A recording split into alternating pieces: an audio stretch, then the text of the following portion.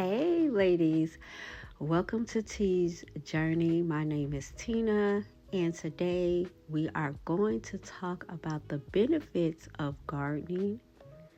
There are scientific based data to help our nervous system to calm down. So, if you have a highly stressful life, I suggest that you do a little bit of gardening. Even if you do not have a green thumb, get succulents like I have. I have all type of plants and flowers, but succulents, they are not hard to manage.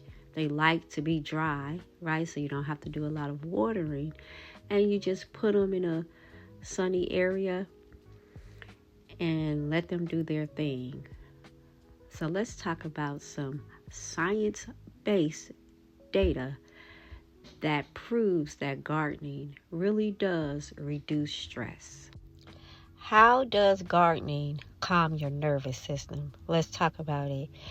You have your rest and digest system, otherwise known as your parasympathetic system. This system helps to reduce the stress hormone known as cortisol. I know we all have heard of that. This is done through the repetitive and intentional mindful task done while gardening. All right. So your serotonin hormone increases, which improves your mood. There are endorphins that are increased by the physical activity, and these endorphins, they create a sense of calm, focus, and well-being.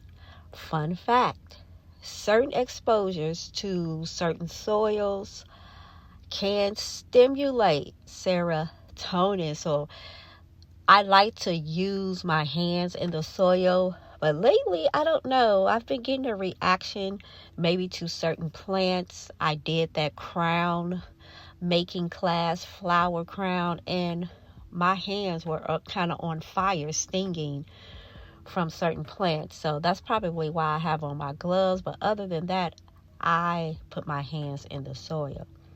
If you have ruminating thoughts, meaning that you go over and over and over certain events that you have encountered during your day, and you're going over what you should have said, could have said, and all of that. Listen, if you have those type of invasive thoughts, when you garden, it helps to disrupt all of that rapid things that we have going through our minds. We can't turn our minds off. This does the trick. Again, because of the physical activity, you're paying attention to details. Sometimes you got to pay attention to how you space, how you properly water, and so on, pulling up weeds. It helps to calm you down. And everybody that has ever started gardening talks about how it calms them down. So again, just because you don't have a green thumb, that's what you're telling yourself. But there are some plants that you literally cannot kill, all right? You literally cannot kill. And there are a list of easy plants, house plants, that you really can take care of. Another fun fact, it improves problem solving and decision making skills.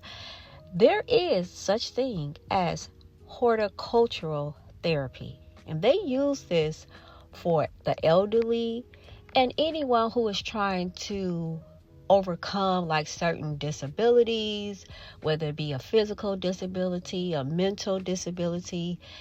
It's a whole thing, and it helps.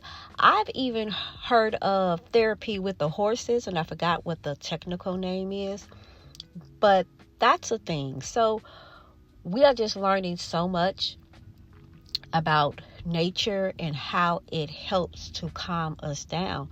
So you really need to try your hand at gardening, especially those of us that are in perimenopause and menopause. You really want to curate a lifestyle of peace. You're on the other side, right, of that 100, right? Over 50. And even if you're not, right? Even if you're in your 30s, 40s, I don't know if 20-year-olds watch this, but you need to curate a life of peace. Once you come from work, you come inside your home, you should have peaceful activities, because things happen outside of the home sometimes that are not in our control.